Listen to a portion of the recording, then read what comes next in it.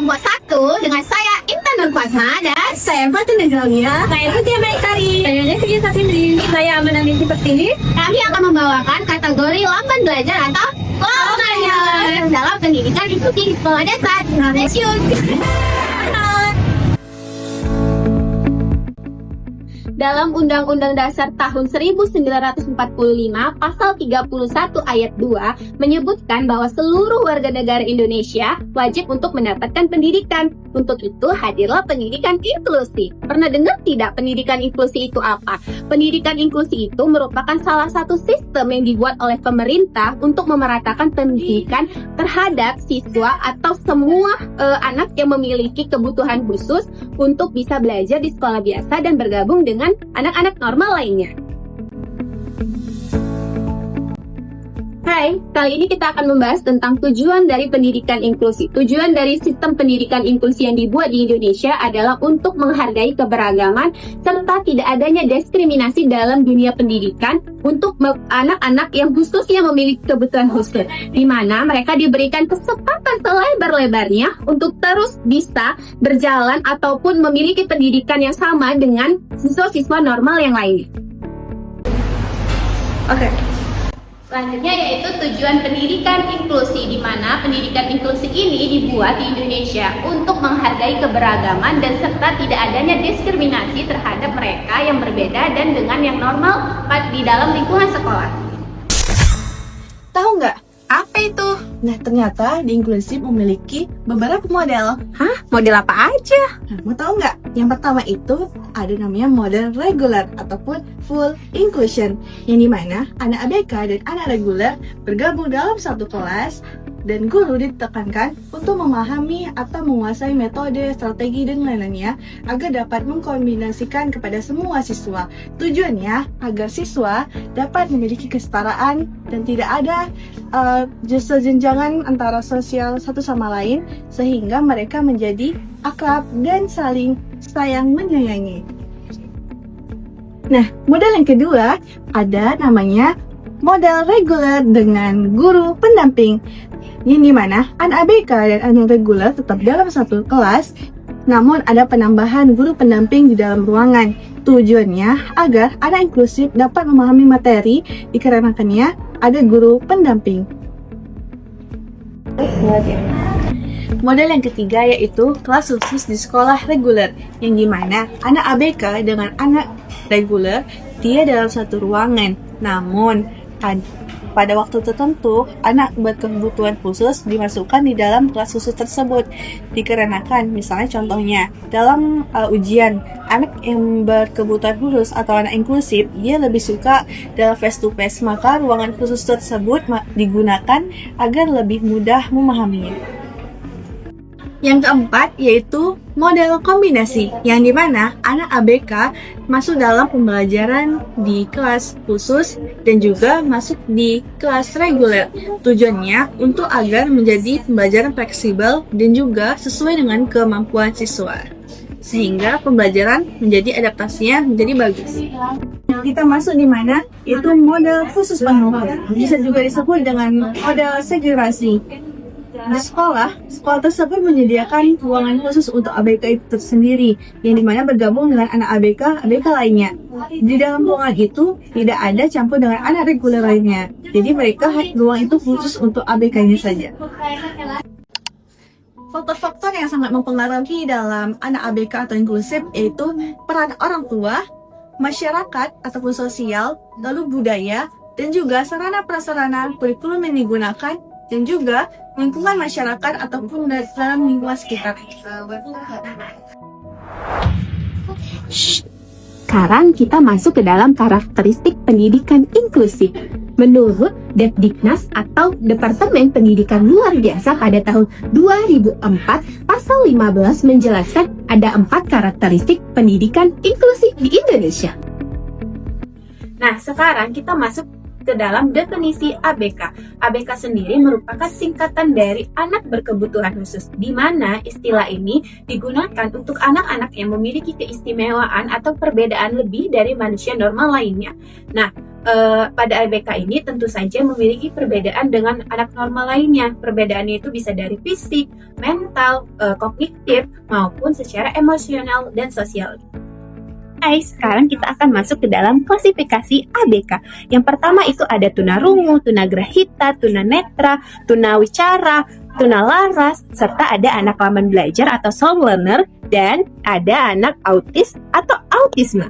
Tidak hanya itu, akan ada anak cibi atau anak yang berbakat istimewa di dalam salah satu klasifikasi anak berkebutuhan khusus. Berikut itu adalah beberapa klasifikasi anak berkebutuhan khusus yang ada di Indonesia. Karakteristik pendidikan inklusi yang pertama yaitu adalah sebuah proses berkelanjutan dengan tujuan untuk menemukan berbagai cara terhadap respon keberagaman individu yang ada di Indonesia. Nah, karakteristik pendidikan inklusi yang kedua yaitu adalah memperdulikan berbagai cara untuk bagaimana anak itu mencapai dalam pembelajaran. Selanjutnya yang ketiga yaitu siswa yang hadir di sekolah berpartisipasi untuk mendapatkan pembelajaran yang bermakna di dalam hidupnya. Nah, karakteristik yang terakhir yaitu adalah pendidikan inklusi ini dibuat gunanya untuk memenuhi kebutuhan pendidikan bagi yang kurang mampu, terutama bagi pembelajaran atau anak yang butuh pembelajaran khusus dalam karakteristik ABK itu sendiri. Nah, selanjutnya di sini ada pelayanan bagi anak ABK di sekolah dasar. Pastinya, setiap anak memiliki hak yang sama dalam mendapatkan pendidikan, khususnya bagi anak berkebutuhan khusus atau ABK. Pelayanan ABK sendiri juga sangat penting, yang dimana mereka dapat berkembang secara lebih optimal sesuai dengan kebutuhan mereka masing-masing. Pelayanan ABK terbagi menjadi 3 kategori. Yang pertama itu ada pelayanan pendidikan yang berkaitan dengan kesehatan dan fisik, dan yang kedua itu ada pelayanan pendidikan yang berkaitan dengan emosional dan sosial, dan yang ketiga itu ada pelayanan pendidikan yang secara langsung berkaitan dengan kebutuhan pendidikan siswa. Setiap ABK pastinya memiliki kebutuhan khusus dan juga memiliki layanan yang khusus. 3 layanan yang dimaksud ini ada layanan segregasi yang dimana anak ABK belajar secara khusus. Dan yang kedua ini ada layanan integrasi yang dimana anak ABK belajar di sekolah umum dengan penyesuaian. Dan yang ketiga ada inklusi yang dimana anak ABK belajar secara bersama tanpa adanya pemisahan.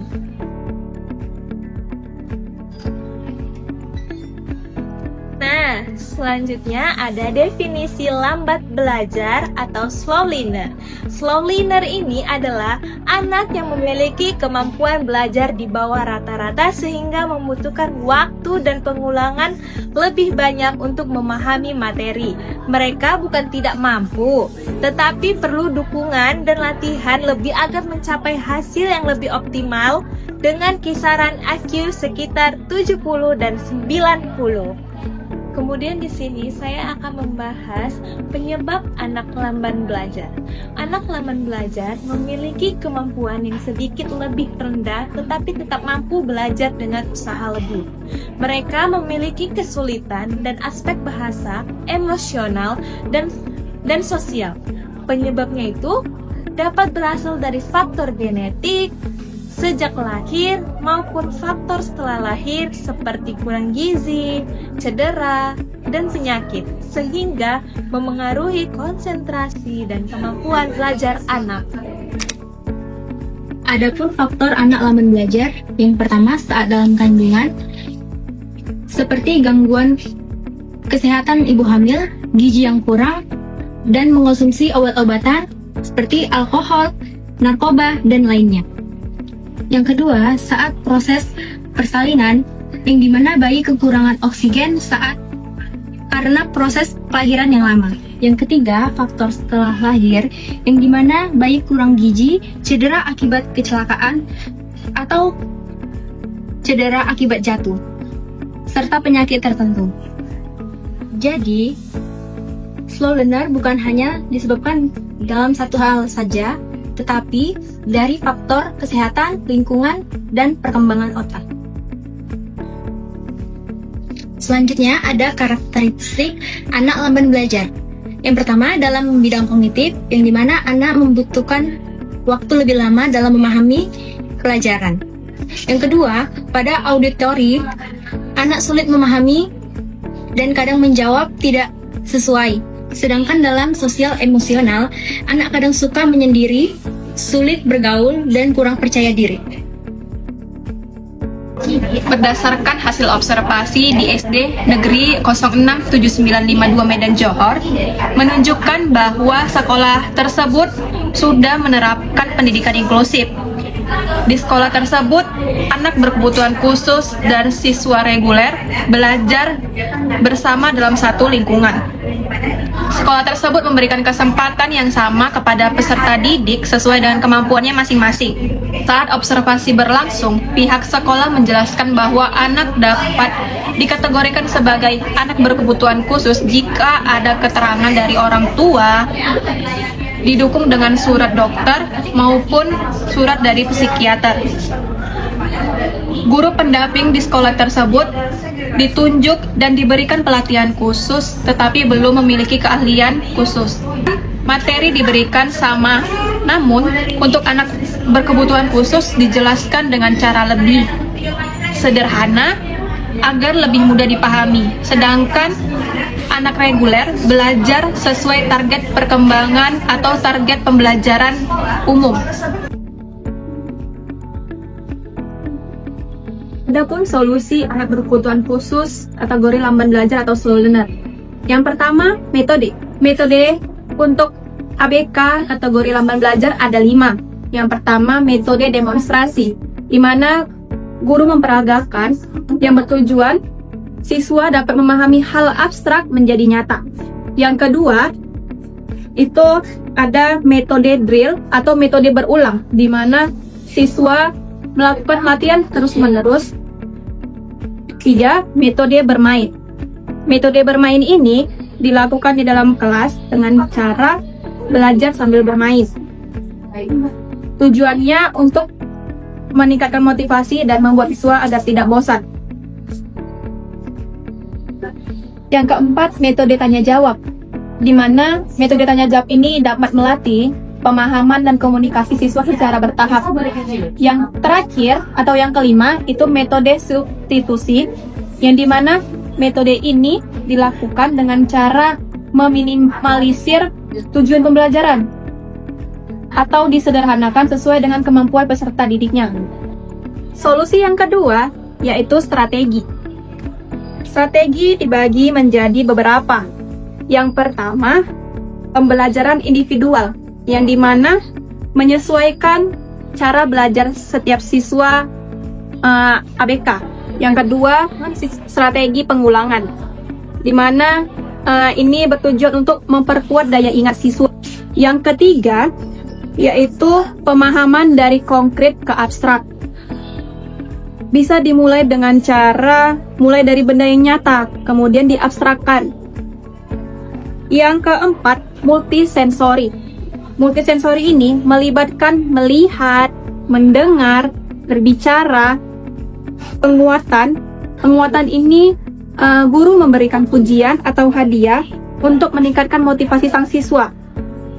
Kemudian yang keenam, analisis tugas, yang dimana analisis tugas ini tugas besar dipecah menjadi hal kecil. Misalnya mau menulis nih, menulis huruf, kemudian kata, kemudian menjadi kalimat.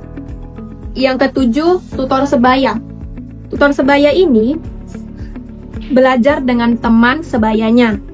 Manfaatnya, siswa menjadi lebih santai, siswa meningkatkan interaksi sosialnya. Selanjutnya, scaffolding. Scaffolding adalah guru memberikan kepada siswa secara bertahap. Hal ini bertujuan untuk mempermudah siswa atau membuat siswa menjadi lebih mandiri dalam belajar. Yang terakhir, menciptakan lingkungan belajar yang kondusif. Menciptakan lingkungan belajar yang kondusif ini salah satunya seperti menciptakan lingkungan yang nyaman, kemudian menggunakan bahasa yang sederhana, membuat siswa tidak tertekan, Solusi yang ketiga yaitu membuat media pembelajaran untuk ABK kategori lamban belajar. Yang pertama ada gambar, poster, video pembelajaran, alat peraga yang nyata. Manfaat media tersebut salah satunya mempermudah pemahaman siswa. Yang kedua, dapat meningkatkan motivasi siswa. Yang ketiga, memperkuat daya ingat siswa. Yang terakhir, mengurangi beban pikiran siswa. Asesmen untuk anak ABK kategori lamban belajar atau slow learner. Asesmen ini pada anak lamban belajar harus bersifat individual, fleksibel, dan berkelanjutan sesuai dengan kemampuan siswanya masing-masing.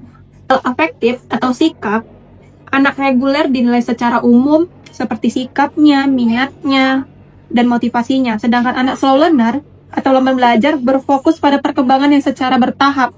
Pada perkembangan kognitifnya, anak reguler menggunakan tes tertulis, sedangkan anak slow learner menggunakan soal yang disederhanakan atau bisa secara lisan, visual. Pada perkembangan psikomotorik, anak reguler berfokus pada hasil belajarnya, sedangkan anak slow learner berfokus pada prosesnya dengan bimbingan dan penilaian sesuai dengan kemampuan peserta didiknya. Umumnya, asesmen untuk anak lamban belajar tidak bisa disamakan dengan anak reguler, tetapi menekankan pada proses perkembangan, bukan dengan perbandingannya. Nah, sekian dari penjelasan kami tentang anak lamban belajar atau slow learner. Nah, semoga kalian yang menonton paham dan menambah wawasan lebih. Sekian dari video kami, guys. Bye-bye!